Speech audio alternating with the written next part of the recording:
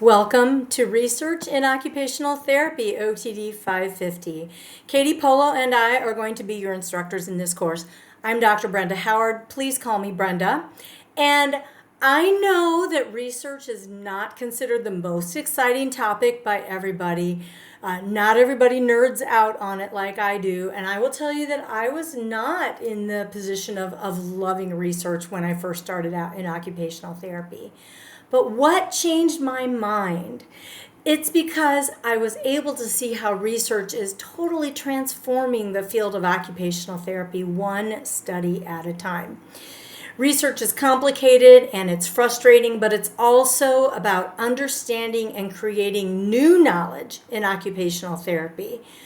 Now, the way I practiced when I started as an occupational therapist is not the way we continue to practice today.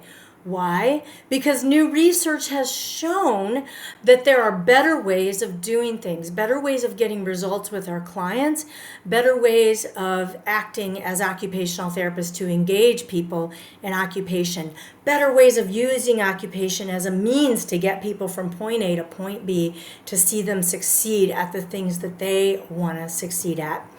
So I chose the Brooklyn Bridge for our course site motif for this semester because research doesn't change the world in great hunks at a time. It's one brick at a time.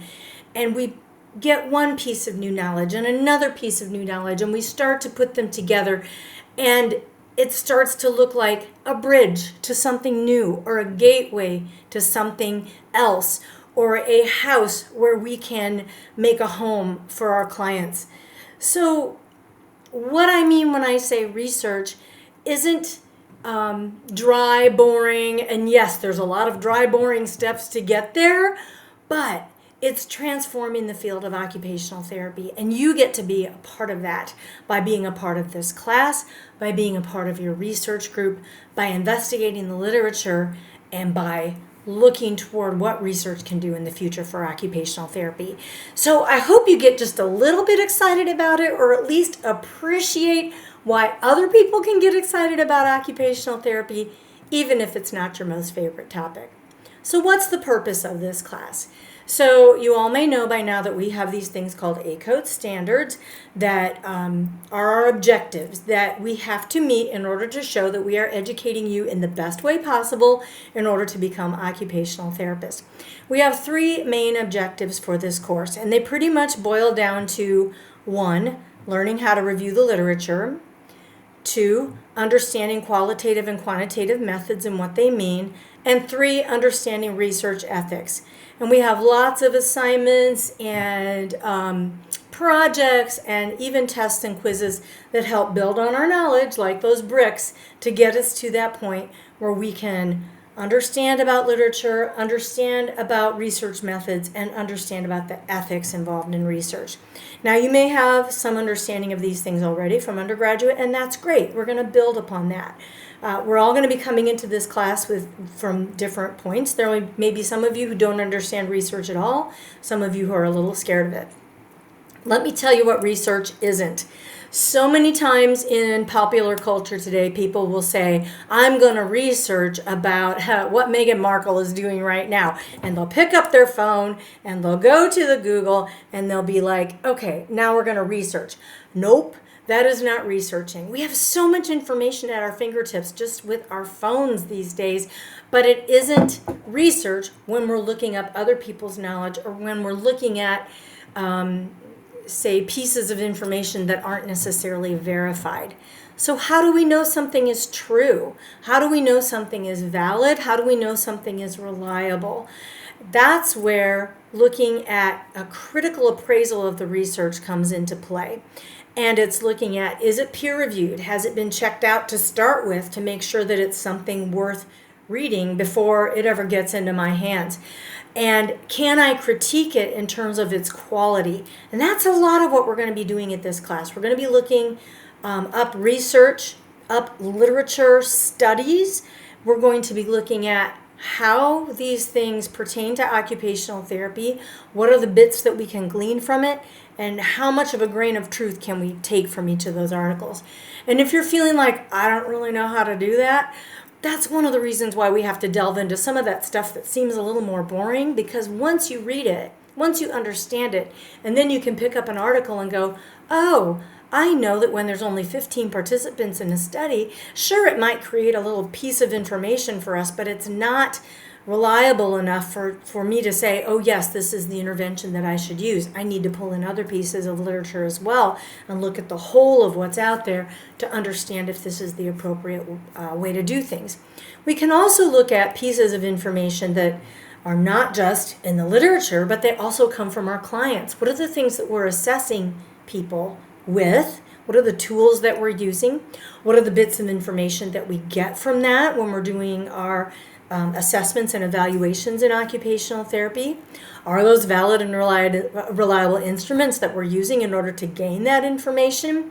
We're going to put those pieces of information together with what we know from studies that we've read, with what we know from experts in the field, and from what we've seen work in practice, and we're going to start getting this picture of how can we do the best for our clients to help them get back to the occupations that they love.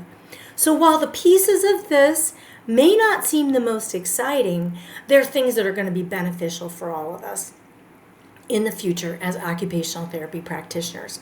So let me take you on a quick tour of the course site where you can get the information that you need in order to succeed and do well in this course.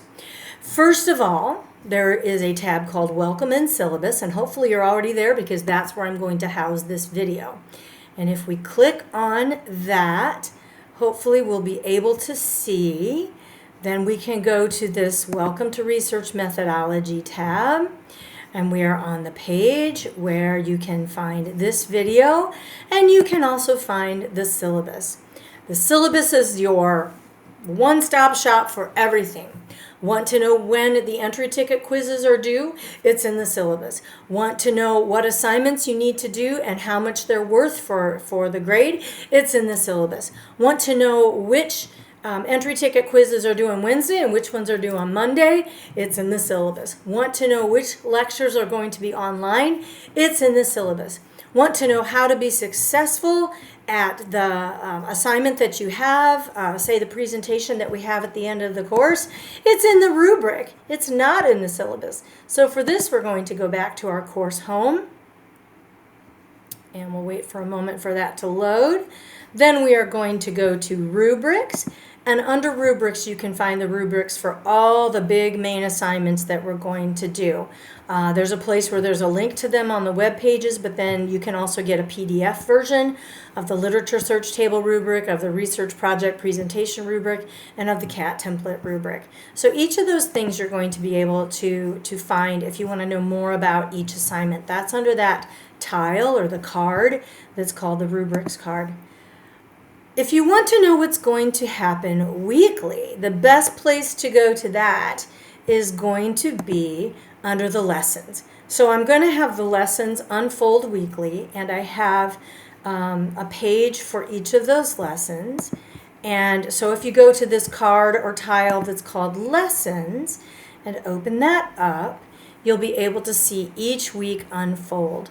So I'm going to open the Why Research What Theories, which is going to be our week 1, and we will be working through that this week.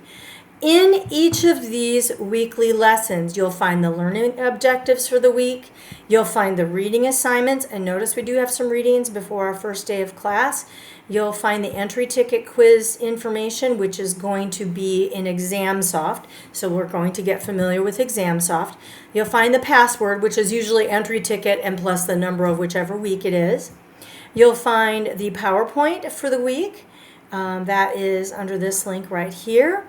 And then we'll find what we're going to do for lab and all the documents that you're going to need for labs. Then there is a link to where you're going to upload your assignments and instructions for that. And a lot of times I'll also have coming up what's going to be next. So that's information about where you can find things for the course. And if you have any questions, please let me know. I'm going to create a separate video that's going to introduce you to myself a little bit. And I'm really looking forward to meeting all of you and getting to know you. Thanks for joining me. I hope you have a great day.